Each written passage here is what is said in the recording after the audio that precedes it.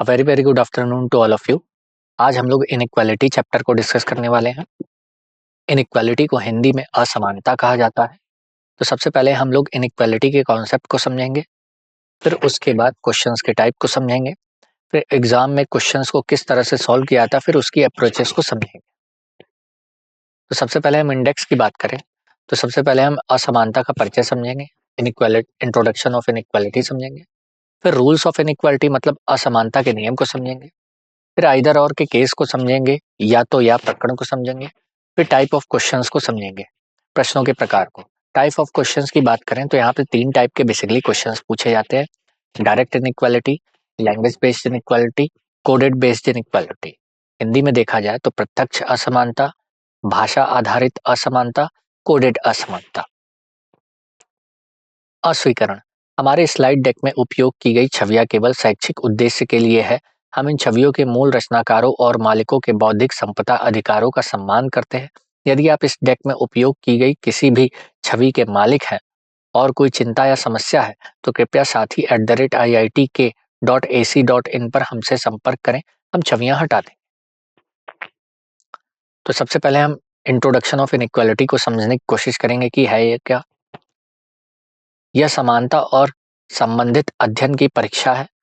असमानता शब्द को समझने के लिए हमें समानता को ध्यान में रखना चाहिए, जिसका अर्थ है समान और समान भारित संबंध, जबकि असमानता का अर्थ है तत्वों या वस्तुओं के बीच 4 संभावनाएं, अर्थात ए ग्रेटर बी। हमें ये समझना होगा कि जिधर मुंह खुला होगा जिस भी एलिमेंट की तरफ, वो साइन क्या होगा, ग्रेटर का होगा। तो इसको हम क्या पढ़ेंगे, ए ग्रेटर बी। इसका मतलब ये होता है कि पहला दूसरे से क्या है, बड़ा है। तो अगर पहला दूसरे से बड़ा है तो हम इसका उल्टा अर्थ ये निकाल सकते हैं कि दूसरा पहले से क्या होगा, छोटा होगा। फिर उसके बाद हम देखते हैं कि ए लेस देन क्या है, बी है। ए लेस देन बी, इसका मतलब ये हो गया कि पहला दूसरे से क्या है, छोटा है। तो उल्टा मतलब ये हो गया कि दूसरा पहले से क्या हो जाएगा, बड़ा हो जाएगा। उसी प्रकार आगे बढ़ते हैं। यहाँ पे हमें साइन दिया जा रहा है A greater equal B. A greater equal B का मतलब ये होता है कि पहला दूसरे से ये बड़ा या बराबर है। तो इसका उल्टा मतलब ये होगा कि दूसरा पहले से छोटा या बराबर है। फिर उसके बाद ए ग्रेटर इक्वल टू बी मतलब क्या हो गया, पहला दूसरे से छोटा या बराबर है, या दूसरा पहले से बड़ा या बराबर है। अधिक स्पष्ट रूप से असमानताओं में 5 प्रकार के चिन्ह होते हैं, जैसे कि हम यहाँ देख पा रहे हैं लेस, ग्रेटर इक्वल और लेस इक्वल, जिनमें से 3 सार्वभौमिक चिन्ह होते हैं, ग्रेटर, लेस, इक्वल, जबकि अन्य 2 सार्वभौमिक चिन्हों का संयोजन होते हैं। जैसे ग्रेटर इक्वल को ग्रेटर और इक्वल, लेस इक्वल को लेस और इक्वल। सार्वभौमिक चिन्ह अपने परिणाम को 100% के रूप में इंगित करते हैं और संयुक्त चिन्ह अपने परिणाम को 50% के रूप में इंगित करते हैं। उपरोक्त अध्ययन के आधार पर हम कह सकते हैं कि समानता का अर्थ वस्तुओं और तत्वों की समान समानता है, जबकि असमानता का अर्थ दी गई वस्तुओं और तत्वों के भीतर तुलना आधारित संभावनाएं। तो चलिए अब हम रूल्स ऑफ इनइक्वालिटी को समझते हैं। यहाँ बोला जा रहा है, 2 या 2 से अधिक वस्तुओं या तत्वों के बीच संबंध केवल तभी स्थापित किए जा सकते हैं जब एक दिशात्मक संकेत का उपयोग हो। अब एक दिशात्मक संकेत का मतलब क्या होता है, जैसे कि हम यहाँ देख पा रहे हैं, यहाँ पे ग्रेटर है और ग्रेटर इक्वल है। इन दोनों का फेस एक ही साइड में है और हम देख पा रहे हैं ग्रेटर और ग्रेटर इक्वल को कंपेयर करने पे ग्रेटर निकल रहा है। फिर उसी तरह अगर हम यहाँ पे भी देखेंगे, ग्रेटर इक्वल और ग्रेटर में कंपैरिजन करने पे ग्रेटर आया, ग्रेटर और इक्वल को कंपेयर करने पे ग्रेटर आया, फिर लेस और लेस इक्वल को कंपेयर करने पे लेस देन आया, फिर लेस इक्वल और लेस को कंपेयर करने में लेस आया, लेस और इक्वल को कंपेयर करने पे लेस देन आया, फिर ग्रेटर इक्वल और इक्वल को कंपेयर करने पे ग्रेटर इक्वल आया, फिर ग्रेटर इक्वल और इक्वल को कंपेयर करने पे ग्रेटर इक्वल आया, फिर ग्रेटर ग्रेटर इक्वल और इक्वल को कंपेयर करने पे ग्रेटर आया, फिर इक्वल ग्रेटर और ग्रेटर इक्वल को कंपेयर करने पे ग्रेटर आया, फिर ग्रेटर इक्वल और ग्रेटर को कंपेयर करने पे ग्रेटर आया, फिर लेस इक्वल और लेस देन और इक्वल को कंपेयर करने पे लेस देन आया, फिर लेस लेस इक्वल और इक्वल को कंपेयर करने पे लेस देन आया, फिर इक्वल लेस लेस इक्वल को कंपेयर करने पे लेस देन आया। ऐसा हो क्यों रहा है? अब हम नीचे दिए गए कथन से समझने की कोशिश करेंगे। यहाँ पे हमें कथन में बोला जा रहा है A greater B, B greater equal to C, C equal to D. अब B greater equal to C का यहाँ पे दो मतलब होता है। वो दो मतलब क्या है? क्योंकि बी और सी के बीच में जो साइन आया है वो क्या आया है? ग्रेटर इक्वल का आया। ग्रेटर इक्वल का मतलब होता है कि एक बार कोई भी चीज बड़ी भी होगी और क्या होगी? बराबर भी होगी। तो बी और सी के बीच में दो तरह के संबंध बन रहे हैं। एक बार बी बी से बड़ा भी होगा और बराबर भी होगा। तो इसी दोनों संबंधों को अलग अलग यहाँ पे फिगर के थ्रू डिस्क्राइब किया जा रहा है। जैसा कि हम देख पा रहे हैं कि ए बी से बड़ा यहाँ पे भी है, ए बी से बड़ा यहाँ पे भी है। फिर यहाँ पे बी और सी क्या है? बराबर है। और यहाँ सी और डी बराबर है। क्योंकि सी और डी बराबर इसलिए क्योंकि कथन में भी बोला गया है। लेकिन एक बार यहाँ पे बी सी से बराबर है और यहाँ पे देख पा रहे हैं बी सी से बड़ा है।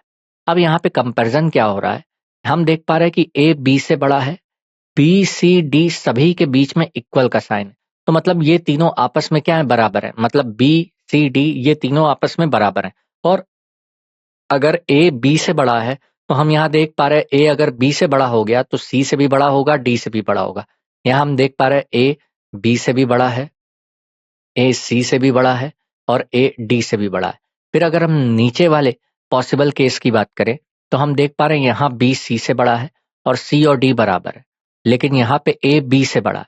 तो अगर ए बी से बड़ा है, बी सी से बड़ा है, तो ए जाहिर सी बात है बी से बड़ा होगा तो सी से भी बड़ा होगा, तो डी से भी बड़ा होगा। तो यहाँ पे भी वही सेम केस बन रहा है कि ए बी से बड़ा है, ए सी से बड़ा है और ए डी से बड़ा है। तो दोनों ही केसेस में यहाँ पे ए सबसे बड़ा निकल के आ रहा है। अब बात हो रही है कंपैरिजन की। हम देख पा रहे हैं कि यहाँ पे दो तरह के चिन्ह आ रहे हैं। ग्रेटर आ रहा है और इक्वल आ रहा है। इस स्टेटमेंट में ग्रेटर आ रहा है और इक्वल आ रहा है। और अभी हमने समझा था ग्रेटर और इक्वल में कंपैरिजन करने पे क्या निकलता है? ग्रेटर निकलता है। और अगर ग्रेटर और ग्रेटर इक्वल को कंपेयर करें तो क्या निकलता है? ग्रेटर निकलता है। अब यहाँ पे साइन मैटर तो करता है लेकिन उनका ऑर्डर मैटर नहीं करता है। अगर एक ही दिशा में साइन है लेकिन अगर उनका ऑर्डर कुछ भी हो, आगे पीछे कुछ भी हो, चाहे ग्रेटर आगे लग जाए या पीछे लग जाए या बीच में कहीं लग जाए, अगर दो एलिमेंट्स के बीच में तीनों तरह के साइन आ रहे हैं और उनका मुख एक ही तरफ है तो उनके बीच में हमेशा जो रिजल्ट आएगा वो क्या आएगा? ग्रेटर का ही आएगा या लेस का ही आएगा, बशर्ते उनका फेस एक तरफ होना चाहिए। तो हमने यहाँ पे क्या समझा? ग्रेटर और ग्रेटर इक्वल में ग्रेटर आया, फिर ग्रेटर और इक्वल में ग्रेटर आया, फिर लेस इक्वल और लेस में लेस देन आया, फिर ग्रेटर इक्वल और इक्वल में ग्रेटर इक्वल आया, फिर ग्रेटर ग्रेटर इक्वल और इक्वल में ग्रेटर आया, फिर ग्रेटर इक्वल और ग्रेटर में ग्रेटर आया, फिर लेस लेस इक्वल और इक्वल में लेस देन आया। अब हम बात करते हैं रूल्स ऑफ अगले इनइक्वालिटी की। जैसे कि हम यहाँ पे देख पा रहे हैं कि किस आधार पे हम कथन को सही करते हैं और किस आधार पे कथन को गलत करते हैं। अब हमें इस बारे में समझना होगा चीजों को। तो बेसिकली तीन बातें हैं। वो तीन बातें कौन कौन सी है? पहली बात अनुसरण करना, दूसरा संदिग्ध, संदिग्ध मतलब क्या होता है? संभावना। तीसरा निश्चित गलत मतलब संभव नहीं। अब हमें कथन दिया गया है यहाँ पे A greater B, B greater equal to C, C greater equal to D, D equal to E. इसी के आधार पे हमसे 10 निष्कर्ष पूछे गए। अब इन 10 निष्कर्ष में से हमें ये समझना होगा कौन सही है कौन गलत है। मतलब कौन अनुसरण करेगा, कौन संदिग्ध होगा, कौन निश्चित गलत होगा। तो अभी जो हमने सेम साइन साइड वाली चीजों को समझा था उसी कॉन्सेप्ट को अब हम यहाँ पे क्या करेंगे? अप्लाई करेंगे। तो पहला निष्कर्ष हमसे पूछा जा रहा है ए और ई के बीच में। हमसे पूछा जा रहा है क्या ए ई से बड़ा है? तो ए और ई के बीच में हमें देखना होगा कितने टाइप के साइन आ रहे हैं। तो हम देख पा रहे हैं ए और ई के बीच में ग्रेटर, ग्रेटर इक्वल और इक्वल। अगर कोई भी साइन एक से ज्यादा बार रिपीट होता है तो उसकी काउंटिंग एक ही बार मानी जाएगी। अब जैसे कि यहाँ हम स्टेटमेंट में देख पा रहे हैं कि ग्रेटर इक्वल 2 बार आ रहा है लेकिन इसकी काउंटिंग एक ही बार मानी जाएगी। तो ग्रेटर और ग्रेटर इक्वल और इक्वल में अभी हमने पढ़ा था क्या निकलता है? ग्रेटर निकलता है। जैसा कि हम पिछली साइड में हमने अभी पढ़ा था ग्रेटर, ग्रेटर इक्वल और इक्वल में क्या निकलता है? Greater equal. तो यहाँ पे ए और ई के बीच में कितने टाइप के साइन आए? 3 टाइप के। कौन कौन से? ग्रेटर, ग्रेटर इक्वल और इक्वल। तो हमें पता है अगर ये तीनों साइन एक साथ आ रहे हैं तो उसमें हमेशा क्या निकलेगा? ग्रेटर निकलेगा। तो हम देख पा रहे हैं ए ई से क्या हुआ? ग्रेटर हुआ। तो पहला निष्कर्ष हमारा क्या होगा, अनुसरण करेगा। उसी तरह दूसरे निष्कर्ष को भी हम हल करेंगे। अब हमें पूछा जा रहा है ए और डी के बीच में संबंध। हमसे पूछा गया क्या ए डी से ग्रेटर है, ए डी से क्या बड़ा है। तो अब हमें देखना होगा ए और डी के बीच कितने टाइप के साइन आ रहे हैं। तो हम देख पा रहे हैं ए और डी के बीच में दो टाइप के साइन आ रहे हैं, ग्रेटर और ग्रेटर इक्वल। तो अभी हमने समझा था ग्रेटर और ग्रेटर इक्वल में क्या निकलता है, ग्रेटर। और यहाँ पे भी ग्रेटर दिया हुआ है, तो इस वजह से ये निष्कर्ष भी हमारा क्या होगा, सही होगा। तीसरे निष्कर्ष की बात करें, बी से ई हमें जाना है। तो बी से ई के बीच में हम देख पा रहे हैं कौन सा साइन आ रहा है, ग्रेटर इक्वल का। क्या बी ई से बड़ा और बराबर है। तो अब हमें देखना होगा कथन में कि बी और ई के बीच में कितने टाइप के साइन आ रहे हैं। तो बी और ई के बीच में ग्रेटर इक्वल और इक्वल का साइन आ रहा है। तो ग्रेटर इक्वल और इक्वल में क्या निकलता है, ग्रेटर इक्वल निकलता है। तो यहाँ ग्रेटर इक्वल दिया, इस वजह से तीसरा निष्कर्ष क्या हो गया, सही हो गया। चौथे निष्कर्ष को ध्यान से देखा जाए, अब हमें सी से कहाँ जाना है, ई जाना है। तो सी से ई जब हम जा रहे हैं, तो सी से ई के बीच में क्या आ रहा है, ग्रेटर इक्वल और इक्वल। तो ग्रेटर इक्वल और इक्वल में क्या निकलता है, ग्रेटर इक्वल निकलता है। तो यहाँ पे ग्रेटर इक्वल दिया है, इस वजह से सी ग्रेटर इक्वल टू ई क्या हो जाएगा, सही हो जाएगा। पांचवें निष्कर्ष को ध्यान से समझा जाए, तो पांचवा निष्कर्ष हमसे पूछा जा रहा है ई से ए। अभी पहले और पांचवें निष्कर्ष को अगर हम ध्यान से देखेंगे, तो पहले और पांचवें निष्कर्ष को बस उलट दिया गया है। पहला निष्कर्ष ए का ई से संदर्भ में पूछा गया है और पांचवा निष्कर्ष ई का ए के संदर्भ में पूछा गया है। दोनों क्वेश्चन एक, लेकिन दोनों को दूसरे तरीके से पूछा जा रहा है। पहले क्वेश्चन में ए से ई के बारे में पूछा जा रहा था, पांचवें क्वेश्चन में ई से ए के बारे में पूछा जा रहा है। तो हम जैसे कि समझेंगे यहाँ पे, अगर हम ए से ई जा रहे हैं, तो ए से ई जाने का मतलब क्या होता है कि हम फॉरवर्ड जा रहे हैं। ए से ई कैसे गए, फॉरवर्ड गए। तो फॉरवर्ड जाने पे हम यहाँ पे देख पा रहे हैं, फॉरवर्ड मतलब क्या होता है, बाएं से दाएं। तो फॉरवर्ड जाने पे यहाँ पे लिखा गया है संकेत वही रहते हैं, लेकिन बैकवर्ड जाने पे संकेत क्या हो जाते हैं, बदल जाते हैं। बैकवर्ड मतलब क्या होता है, लेफ्ट राइट टू लेफ्ट।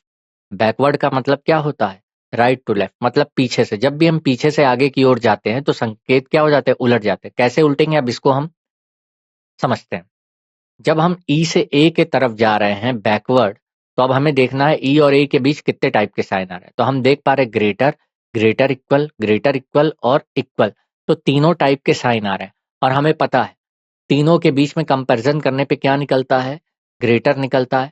अब ग्रेटर का उल्टा क्या हो जाता है, लेस देन हो जाता है। ग्रेटर का उल्टा क्या हो जाता है, लेस देन हो जाता है। और यहाँ लेस देन दिया गया, इस वजह से ये निष्कर्ष हमारा क्या हो जाएगा, सही हो जाएगा। तो यहाँ हमने क्या समझा, ये समझा कि जब भी हम लेफ्ट टू राइट जाएंगे, आगे जाएंगे, बाएं से दाएं जाएंगे, तो साइन क्या रहेंगे, कंपैरिजन करने पे सेम रहेंगे। लेकिन जब हम पीछे दाएं से बाएं जाते हैं, बैकवर्ड जाते हैं, तो संकेत क्या हो जाते हैं, उलट जाते हैं। कहने का मतलब क्या है, ग्रेटर बन जाएगा लेस, ग्रेटर इक्वल बन जाएगा लेस इक्वल, लेस इक्वल बन जाएगा ग्रेटर इक्वल, और लेस देन बन जाएगा क्या, ग्रेटर। ये कब है, जब हम बैकवर्ड जाते हैं। लेकिन जब हम फॉरवर्ड जाते हैं, मतलब आगे जाते हैं, ग्रेटर ग्रेटर ही रहेगा, ग्रेटर इक्वल ही रहेगा, लेस इक्वल ही रहेगा, लेस देन ही रहेगा। जैसा कि अगर हम छठे कंक्लूजन को देखें, हमें बी से कहाँ जाना है, ई जाना है। तो बी से ई हम कैसे जा रहे हैं, हम फॉरवर्ड जा रहे हैं। बी से ई कैसे गए, फॉरवर्ड गए। तो फॉरवर्ड जाने पे ग्रेटर इक्वल और इक्वल आ रहा है। तो ग्रेटर इक्वल और इक्वल के बीच क्या निकलता है, ग्रेटर इक्वल। लेकिन यहाँ क्या दिया है, ग्रेटर दिया है। तो यह निष्कर्ष हमारा क्या होगा, संदिग्ध अवस्था में चला जाएगा। इस वजह से यह निष्कर्ष क्या हो जाएगा, गलत हो जाएगा। बढ़ते हैं सातवें निष्कर्ष की ओर। सातवां निष्कर्ष हमसे पूछा जा रहा है ए लेस देन ई। अब ए से कहाँ जाना है, ई पे जाना है। तो ए से ई पे हम कैसे जा रहे हैं, फॉरवर्ड जा रहे हैं। अब हमें देखना है ए और ई के बीच में कितने तरह के चिन्ह आ रहे हैं। तो हम देख पा रहे हैं ए और ई के बीच ग्रेटर इक्वल और इक्वल आ रहा है। तो कंपैरिजन करने पे क्या निकला, ग्रेटर निकला। और कथन में हमें क्या दिया, लेस देन दिया गया। मतलब कथन में ए ई से बड़ा हो चुका है, ग्रेटर हो चुका है। तो जब कथन में ए ई से ग्रेटर हो चुका है, स्टेटमेंट में ए ई से ग्रेटर हो गया, तो हम कैसे कह सकते हैं ए ई से क्या होगा, लेस देन हो जाएगा। तो इस वजह से ये क्या हो जाएगा, निश्चित गलत की श्रेणी में चला जाएगा। तो सातवां निष्कर्ष क्या हो गया, गलत हो गया। अब हम आठवें निष्कर्ष को ध्यान से देखेंगे। आठवां निष्कर्ष पूछा गया ए लेस देन डी। तो ए से डी हम किस तरह से जा रहे हैं, हम ए से डी कैसे जा रहे हैं, फॉरवर्ड जा रहे हैं। तो फॉरवर्ड जाने पे हमें पता है ग्रेटर और ग्रेटर इक्वल में क्या निकलता है, ग्रेटर निकलता है। लेकिन यहाँ लेस देन दिया है, तो फिर से ये निष्कर्ष हमारा क्या हो जाएगा? निश्चित गलत हो जाएगा। क्यों? क्योंकि ए और डी के बीच में संबंध निकल चुका है कि ए डी से बड़ा है, लेकिन यहाँ बोला जा रहा है कि ए डी से छोटा है, तो इस वजह से ये निष्कर्ष भी क्या होगा? निश्चित गलत हो जाएगा। बढ़ते हैं 9वें निष्कर्ष की तरफ। अब हमें बी से कहाँ जाना है? ई जाना है। हम बी से ई कैसे जा रहे हैं? फॉरवर्ड जा रहे हैं। तो हमें पता है ग्रेटर इक्वल और इक्वल में क्या निकलता है? ग्रेटर इक्वल निकलता है। तो ग्रेटर इक्वल का उल्टा क्या होता है? लेस इक्वल होता है। ग्रेटर इक्वल का सॉरी ग्रेटर इक्वल और इक्वल में क्या निकलता है? ग्रेटर निकलता है। लेकिन यहाँ पे लेस इक्वल दिया, तो यह निष्कर्ष भी निश्चित रूप से क्या हो जाएगा? गलत हो जाएगा। 10वें निष्कर्ष को ध्यान से देखा जाए, बी से डी अब हम जा रहे हैं। तो बी से डी हम कैसे जा रहे हैं? फॉरवर्ड जा रहे हैं। और क्या आएगा साइन इनके बीच में? ग्रेटर इक्वल और ग्रेटर इक्वल। और हमें पता है ग्रेटर इक्वल और ग्रेटर इक्वल में क्या निकलता है? ग्रेटर इक्वल निकलता है। इस वजह से ये निष्कर्ष भी क्या हो जाएगा? सही की श्रेणी में आ जाएगा। तो एक बार फिर से चीजों को हम रिपीट करते हैं। जब भी हम आगे मतलब बाएं से दाएं गए, फॉरवर्ड गए, तो साइन सेम रहेंगे, लेकिन जब भी पीछे दाएं से बाएं जाएं या बैकवर्ड जाएंगे, तो साइन क्या रहेंगे? सेम रहेंगे। रूल्स ऑफ अगले इनइक्वालिटी की हम बात करते हैं। अब यहाँ पे हम देख पा रहे हैं विपरीत चिन्ह आ रहा है संबंधों के बीच। जैसा कि हम यहाँ पे देख पा रहे हैं कि ए बी से क्या है? बड़ा है, और बी सी से क्या है? छोटा है। लेकिन बी से दोनों ही क्या है? बड़े हैं। कौन? ए और सी। अगर पूछा जाए ए और सी के बीच में आपस में क्या संबंध है, तो हम बोलेंगे ए सी से बड़ा भी हो सकता है, छोटा भी हो सकता है, और बराबर भी हो सकता है। क्यों ऐसा हो सकता है? क्योंकि ए और सी के बीच में विपरीत चिन्ह आ गया। तो इस बात को हमें ध्यान से समझना होगा। जब भी दो एलिमेंट्स के बीच में अगर विपरीत चिन्ह आते हैं, तो हमेशा निष्कर्ष क्या होगा? संदेह की श्रेणी में जाएगा, संदिग्ध अवस्था में चला जाएगा। तो इसलिए निष्कर्ष क्या हो जाएगा? हमेशा क्या होगा? गलत होगा। जैसे कि हम देख पा रहे हैं, ग्रेटर और लेस है, कोई संबंध नहीं है। यहाँ पे भी लेस और ग्रेटर इक्वल है, तो कोई संबंध नहीं है। ग्रेटर इक्वल और लेस आ रहा है, कोई संबंध नहीं है। लेस इक्वल और ग्रेटर इक्वल आ रहा है, कोई संबंध नहीं है। ग्रेटर इक्वल और लेस आ रहा है, कोई संबंध नहीं है। ग्रेटर लेस और इक्वल आ रहा है, कोई संबंध नहीं है। तो हम इस टेबल को ध्यान से देख पा रहे हैं कि सभी में क्या आ रहा है? विपरीत चिन्ह आ रहा है। तो जब भी दो एलिमेंट्स के बीच में विपरीत चिन्ह आएंगे, तो निष्कर्ष हमेशा संदिग्ध अवस्था में चला जाएगा। इसलिए वह निष्कर्ष हमारा क्या होगा? गलत हो जाएगा। आगे और कुछ संबंधों को समझने की कोशिश करते हैं। अब यहाँ पे हम देख पा रहे हैं कि टेबल में विपरीत चिन्ह है। अब विपरीत चिन्हों को हम जरा डिटेल में समझने की कोशिश करते हैं। दो या दो से अधिक वस्तुओं या तत्वों के बीच संबंध नहीं निकाला जा सकता यदि विपरीत दिशानात्मक चिन्हों का उपयोग किया गया है। जैसे कि हम नीचे देख पा रहे हैं, हमें यहाँ पे दिख रहा है कि ए बी से बड़ा है और बी सी से छोटा है। हम ये भी देख पा रहे हैं कि बी से दोनों ही बड़े हैं, ए और सी। लेकिन अगर पूछा जाए ए और सी के बीच में क्या संबंध होगा, तो हम निर्धारित नहीं कर सकते। तो जब निर्धारित नहीं कर सकते, तो तीन संभावनाएं उत्पन्न होगी। तो ए सी से बड़ा भी हो सकता है, छोटा भी हो सकता है, बराबर भी हो सकता है। तो हमसे ए और सी के बारे में कुछ भी संबंध पूछा जाएगा, तो हम ज्ञात नहीं कर सकते। क्यों? क्योंकि ये संदिग्ध अवस्था में होंगे। तो इस वजह से ए और सी के बीच में हम संबंध नहीं निकाल सकते। किस वजह से? क्योंकि ए और सी के बीच में विपरीत चिन्ह आ गए। तो यहाँ से हम ये निष्कर्ष निकालते हैं कि दो लोगों के बीच में जब भी विपरीत चिन्ह आएगा, तो निष्कर्ष हमेशा क्या होगा? गलत होगा। क्यों? क्योंकि उनके बीच में हम संबंध स्थापित नहीं कर पाएंगे। क्यों? क्योंकि विपरीत चिन्ह आने पे हम ये कंफर्म नहीं कर पाएंगे कि बड़ा है या छोटा है या बराबर है। जैसे कि हम ऊपर देख पा रहे हैं, बड़ा, ग्रेटर या लेस एक साथ आ जाए, तो भी क्या होगा? कोई संबंध नहीं निकलेगा। या ग्रेटर इक्वल या लेस देन आ जाए, तो भी इनके बीच में संबंध नहीं निकलेगा। ग्रेटर इक्वल लेस देन आ जाए, तो भी संबंध क्या होगा? नहीं निकलेगा। इक्वल ग्रेटर लेस इक्वल आ जाएगा, तो भी संबंध क्या होगा? नहीं निकलेगा। Greater equal equal less than आ जाए, तो भी संबंध नहीं निकलेगा। लेस लेस ग्रेटर इक्वल और इक्वल आ जाए, तो भी संबंध नहीं निकलेगा। लेस या ग्रेटर इक्वल आ जाए, तो भी संबंध नहीं निकलेगा। लेस इक्वल या ग्रेटर इक्वल आ जाए, तो भी संबंध नहीं निकलेगा।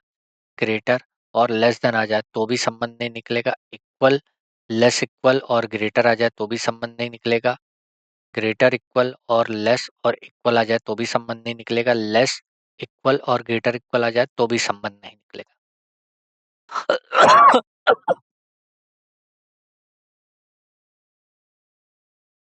अब हम समझेंगे आइदर और के केस को। तो उसके लिए कुछ हमें बातों को समझना जरूरी। आइदर और का मतलब क्या होता है? आइदर और का मतलब ये होता है कि दो में से कोई एक कंडीशन क्या हो, हमेशा क्या होगी, सही होगी। दोनों में से कोई एक कंडीशन क्या होगी, सही होगी, तो उसी को हम क्या बोलते हैं, आइदर और केस। इसके कुछ शर्तें हैं और नियम है। तो पहली शर्त ये है कि दोनों निष्कर्ष क्या होने चाहिए, संदिग्ध होने चाहिए। दूसरी बात क्या है, विषय और वस्तु एक ही प्रत्यक्ष और प्रत्यक्ष रूप से हो। जैसे हम अगर कॉइन की बात करें तो कॉइन में दो बातें होती हैं, या तो हेड या टेल। अब जैसे कॉइन को हम उछालते हैं तो कॉइन को उछालने पर हम अगर अपने मुट्ठी में बंद करते हैं तो दो में से कोई भी एक ही कंडीशन क्या होगी, सही।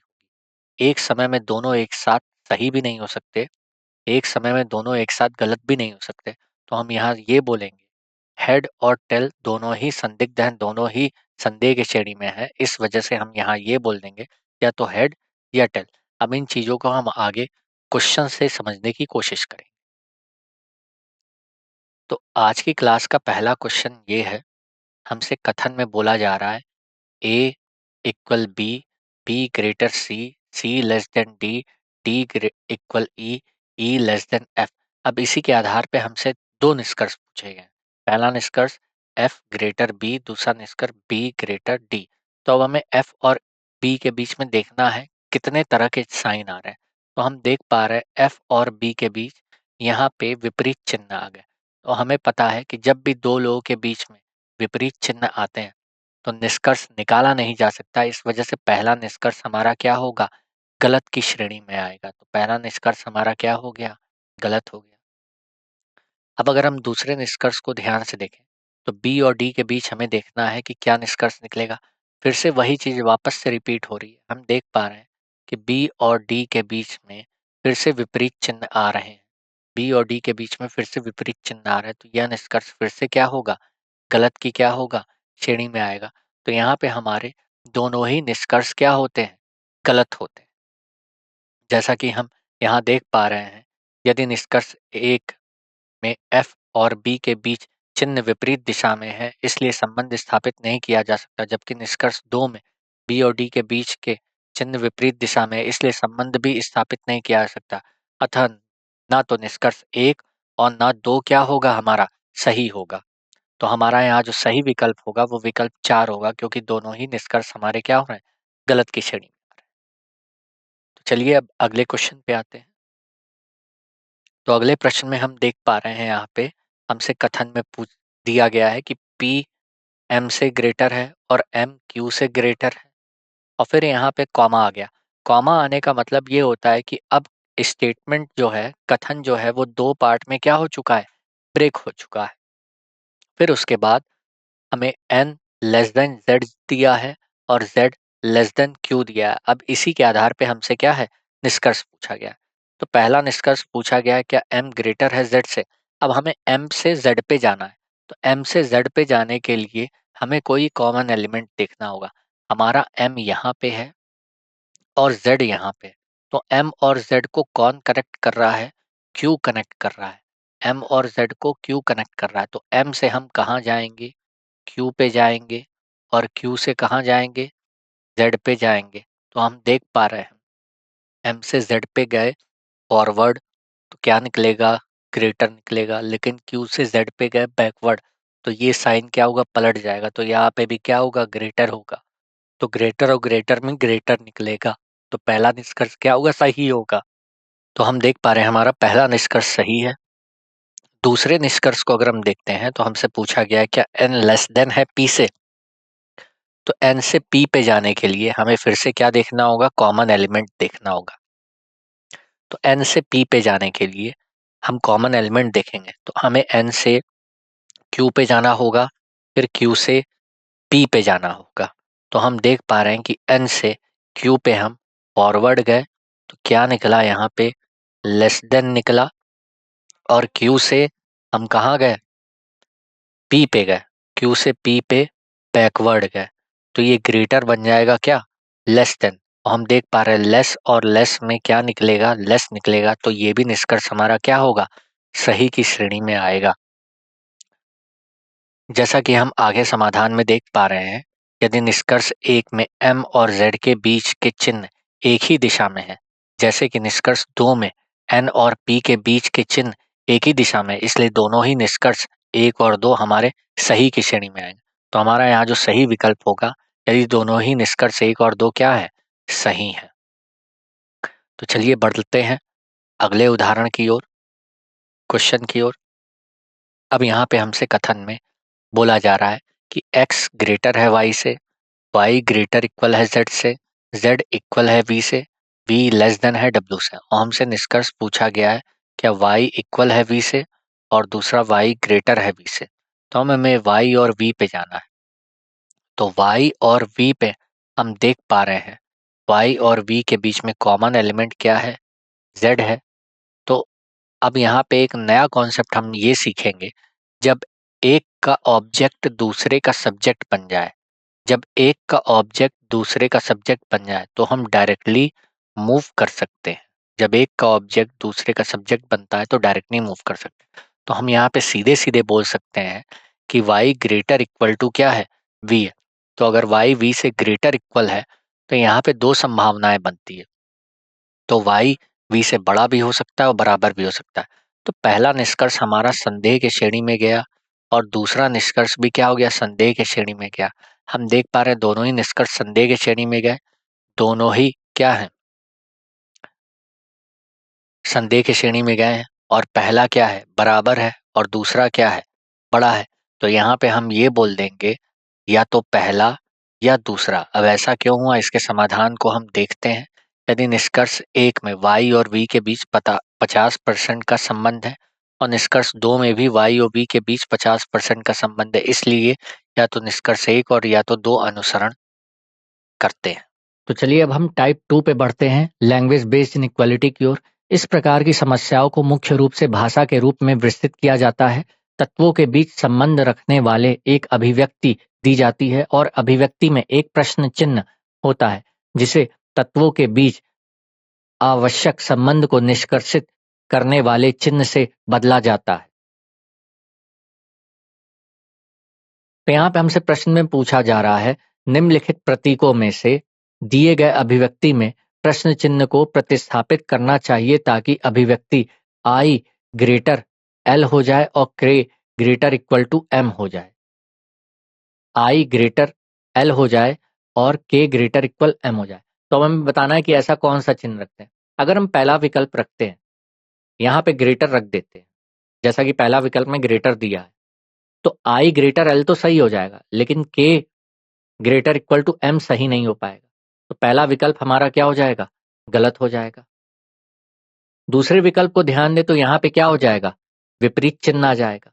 दूसरे विकल्प को अगर हम ध्यान देंगे तो विपरीत चिन्ह आ जाएगा।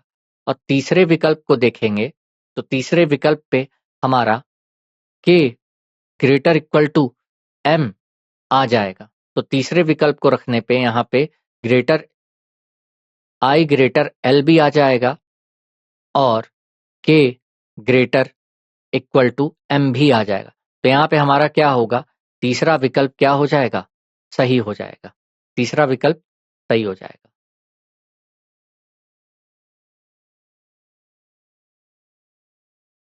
पांचवा प्रश्न हमसे पूछा जा रहा है, निम्नलिखित में से किस अभिव्यक्ति में P लेस देन F अभिव्यक्ति निश्चित रूप से क्या होगा, गलत होगा।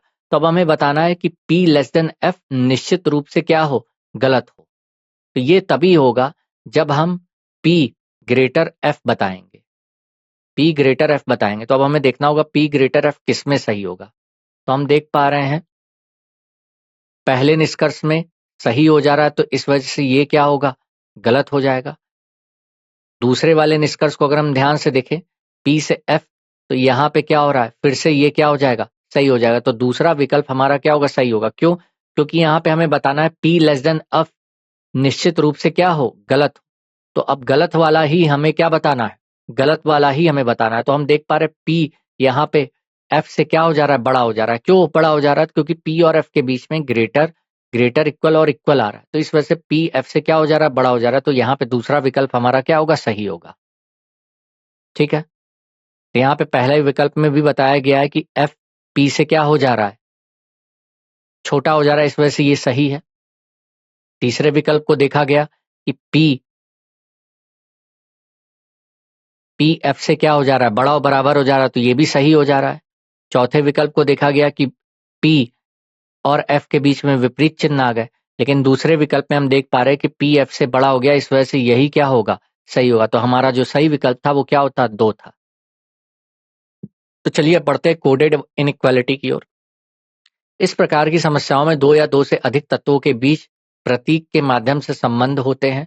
उम्मीदवारों को सलाह दी जाती है कि वे कोडेड चिन्ह को उसके संबंधित मान में परिवर्तित करें ताकि तत्वों के बीच संबंध को सही तरीके से समझा जा सके।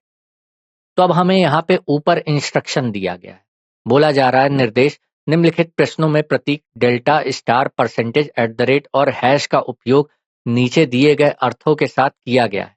जैसा कि हम यहाँ देख पा रहे हैं, ए परसेंटेज बी का अर्थ है ए ना तो बी से बड़ा है और ना ही बी के बराबर है, बड़ा भी नहीं है बराबर भी नहीं, तो इसका मतलब क्या होगा, छोटा होगा। फिर दूसरे इंस्ट्रक्शन का मतलब ए हैश बी का अर्थ है कि ए ना तो बी से छोटा है और ना ही बराबर, छोटा भी नहीं बराबर भी नहीं, तो इसका मतलब क्या हो जाएगा, ये बड़ा हो जाएगा। ए डेल्टा बी का अर्थ है ए ना तो बी से छोटा है और ना ही बड़ा है, तो ना ही छोटा है ना ही बड़ा है, तो मतलब क्या हो जाएगा, बराबर हो जाएगा। अब ए स्टार बी का अर्थ है कि ए बी से छोटा नहीं है, तो छोटा नहीं है तो मतलब क्या है, बड़ा भी है और बराबर भी है, बड़ा भी है और बराबर भी है। फिर ए एट द रेट बी का अर्थ है ए बी से बड़ा नहीं है, तो बड़ा नहीं है तो इसका मतलब क्या है, छोटा और बराबर है। तो हमने चिन्हों को क्या कर लिया, कन्वर्ट कर लिया। तो हम यहाँ पे क्या करेंगे, इन चिन्हों को इन चिन्हों के आधार पर प्रश्नों को हल करेंगे। तो अब हमें यहाँ पे दिया गया है कथन 3 पार्ट में। क्यों 3 पार्ट में, क्योंकि 3 कथनों के बीच में कॉमा लग गया और हम देख पा रहे हैं अब ये कथन एक साथ तब जुड़ पाएगा जब इनमें हम कॉमन एलिमेंट को ध्यान से देखेंगे। अब कॉमन एलिमेंट क्या होता है, जैसे कि ये पहले कथन और दूसरे कथन में हम देख पा रहे हैं दोनों जगह डी कॉमन है, और दूसरे निष्कर्ष और तीसरे निष्कर्ष को हम देख पा रहे हैं यहाँ क्यू कॉमन है। तो यहाँ पे कॉमन टर्म की मदद से हम कथन को क्या करेंगे, पहले एक साथ जोड़ेंगे, मर्ज करेंगे। तो सबसे पहले इनको हम जोड़ते हैं। तो जैसे कि हम यहाँ पे देख पा रहे हैं कि पी डी से जुड़ जाएगा और डी क्यू से जुड़ जाएगा, क्यू आर से जुड़ जाएगा। जुड़ने के बाद इनको कन्वर्ट करेंगे इनके संकेतों के आधार पर। तो जैसा कि हम देख पा रहे हैं पी स्टार डी का मतलब है P greater equal D, D hash Q का मतलब है D greater Q, Q at the rate R का मतलब है Q greater equal to R. तो हम देख पा रहे हैं पी डी से ग्रेटर इक्वल है, डी क्यू से ग्रेटर है और क्यू आर से क्या है, ग्रेटर इक्वल है। तो अब हमें बताना है आर हैश डी। अब आर हैश डी का मतलब क्या होता है, आर डी से बड़ा है, और दूसरा निष्कर्ष P eight the rate D, P D से क्या है, बड़ा और बराबर है। तो अब हमें पहले निष्कर्ष को ध्यान से देखना है कि आर से हमें डी जाना है। तो हम आर से डी कैसे जा रहे हैं, हम आर से डी बैकवर्ड जा रहे हैं। हम आर से डी कैसे जा रहे हैं, बैकवर्ड जा रहे हैं, और हमें पता है कि बैकवर्ड जाने पे साइन क्या होते हैं, पलट जाते हैं। तो हम देख पा रहे हैं आर और डी के बीच ग्रेटर और ग्रेटर इक्वल आ रहा है, तो हमें पता है ग्रेटर का उल्टा करने पे क्या बन जाता है, लेस देन बन जाता है। लेकिन यहाँ पे क्या दिया है, ग्रेटर दिया है, तो इस वजह से पहला निष्कर्ष क्या हो गया, गलत हो गया। अगर हम दूसरे निष्कर्ष को देखें तो पी से कहाँ जाना है, अब हमें डी जाना है। तो पी से डी अब हम देख रहे हैं कैसे जा रहे हैं, पी से डी हम कैसे गए, फॉरवर्ड गए। पी से डी कैसे गए, फॉरवर्ड गए। तो पी और डी के बीच में क्या निकल के आ रहा है, ग्रेटर इक्वल निकल के आ रहा है। तो यहाँ पे ग्रेटर इक्वल क्या है, दिया है, इस वजह से ये निष्कर्ष भी क्या हो जाएगा, हमारा गलत हो जाएगा। तो यहाँ पे दोनों ही निष्कर्ष हमारे क्या होते हैं, गलत होते हैं। तो अब हमें देखना होगा किस विकल्प में दिया है। तो यहाँ पे पहला जो विकल्प है, दोनों ही निष्कर्ष क्या है, हमारा जो विकल्प होगा इनमें से क्या होगा, कोई नहीं होगा, पांचवा विकल्प।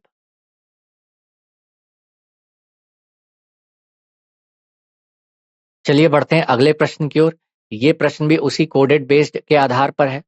तो सबसे पहले हमें दिए गए ऊपर के इंस्ट्रक्शन को ध्यान से समझना होगा। हम देख पा रहे हैं पर ए परसेंटेज बी का अर्थ है ए ना तो बी से बड़ा है और ना ही उसके बराबर है। ए हैश बी का अर्थ है ए ना तो बी से छोटा है और ना ही उसके बराबर है। ए डेल्टा बी का अर्थ है ए ना तो बी से छोटा है और ना ही बड़ा है। ए स्टार बी का अर्थ है ए बी से छोटा नहीं है, ए एट द रेट बी का अर्थ है ए बी से बड़ा नहीं। तो बड़ा नहीं है और बराबर नहीं, बड़ा भी नहीं है बराबर भी नहीं है, तो इसका मतलब क्या होगा? छोटा होगा। छोटा भी नहीं है बराबर भी नहीं है, तो इसका मतलब क्या होगा? बड़ा होगा। छोटा भी नहीं है बड़ा भी नहीं है, मतलब क्या होगा? बराबर होगा। छोटा नहीं है मतलब क्या है? बड़ा भी होगा और बराबर भी होगा। और बड़ा नहीं है तो इसका मतलब क्या होगा? छोटा भी होगा बराबर भी होगा। तो अब हम क्या करेंगे? अब हम स्टेटमेंट को देखेंगे, स्टेटमेंट मतलब कथन को देखेंगे, उसके आधार पे हम निष्कर्षों को देखेंगे, कौन सा निष्कर्ष सही होगा, कौन सा निष्कर्ष क्या होगा? गलत होगा। तो जैसा कि हम यहाँ पे देख पा रहे हैं कि जो हमारा कथन है फिर से 3 पार्ट में बँट चुका है कॉमा की वजह से। ये अलग हो गया, ये अलग हो गया, ये अलग हो गया। तो अब इनको क्या करेंगे? मर्ज करेंगे कॉमन टर्म के आधार पे। तो हम देख पा रहे हैं तीनों में कॉमन टर्म है। यहाँ पे कॉमन टर्म आर है और यहाँ पे कॉमन टर्म क्या है? पी है। तो इनके बिहाफ पे इनको क्या करेंगे? मर्ज करेंगे और फिर इनको कन्वर्ट करेंगे इसी साइन के आधार पे। चलिए अब कन्वर्ट करते हैं इनको। जैसा कि हम यहाँ देख पा रहे हैं एम हैश आर का मतलब एम ग्रेटर आर है, आर परसेंटेज पी का मतलब है आर लेस देन पी है, पी डेल्टा जे का मतलब है पी ग्रेटर जे है। तो अब हमारा निष्कर्ष M greater R, R less than P, P equal to J हो गया। तो पहला निष्कर्ष एम हैश पी हमें दिया गया, तो एम हैश पी का मतलब होता है एम पी से बड़ा है। तब हमें एम से कहाँ जाना है? पी जाना है। तो एम से पी हम जैसे ही जा रहे हैं तो हम देख पा रहे हैं कि यहाँ पे विपरीत चिन्ह आ रहा है। विपरीत चिन्ह का मतलब क्या होता है कि वहां पे हम निष्कर्ष नहीं निकाल पाते। तो पहला निष्कर्ष हमारा क्या हो जाएगा? गलत हो जाएगा। दूसरा निष्कर्ष जे हैश आर, तो जे से अब हमें कहाँ जाना है? आर पे जाना है। तो जे से आर हम कैसे गए? बैकवर्ड गए। तो हम देख पा रहे हैं लेस और इक्वल में क्या निकलेगा? लेस देन निकलेगा और लेस का उल्टा क्या हो जाएगा? ग्रेटर हो जाएगा। तो यहाँ पे ग्रेटर दिया हुआ है, मतलब जे ग्रेटर आर मतलब जे हैश आर क्या हो जाएगा? सही हो जाएगा। तो यहाँ पे केवल हमारा क्या होगा? पहला निष्कर्षी क्या होगा? केवल हमारा दूसरा निष्कर्षी क्या होगा? सही हुआ। तो इसका सही विकल्प क्या है? विकल्प 3। परिभाषा: असमानता दो अभिव्यक्तियों के बीच के संबंध को संदर्भित करती है जो समान नहीं है। अक्सर बड़ा, छोटा, बड़ा या बराबर, छोटा या बराबर जैसे प्रतीकों का उपयोग करके दर्शाई जाती है। धन्यवाद।